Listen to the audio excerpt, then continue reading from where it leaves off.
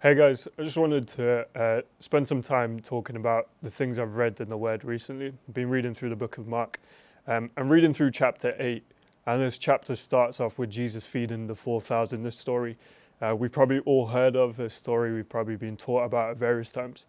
But I just felt reading it that God was showing me something new. For those of you who don't know the story, Jesus has got a large crowd around him. He's got his disciples with him. And they're in a place where Jesus has been teaching and doing various things over a long period of time. And as the day draws to a close, Jesus is compassionate for the people.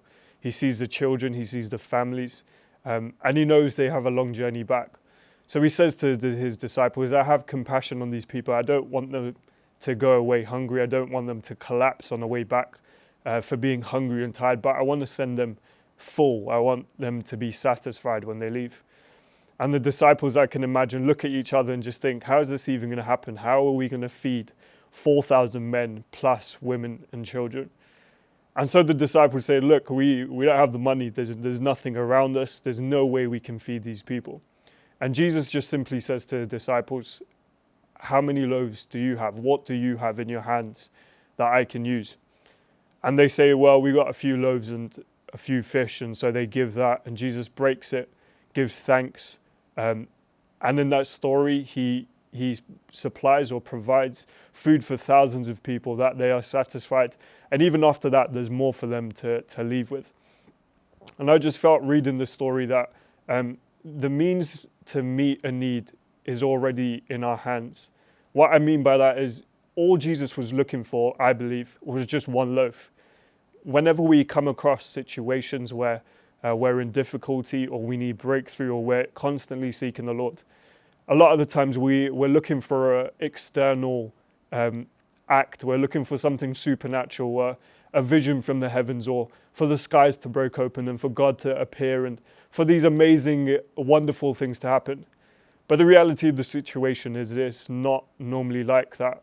I believe God wants to use us to bless others. He wants us to see what we have, to give thanks, and for him to use that.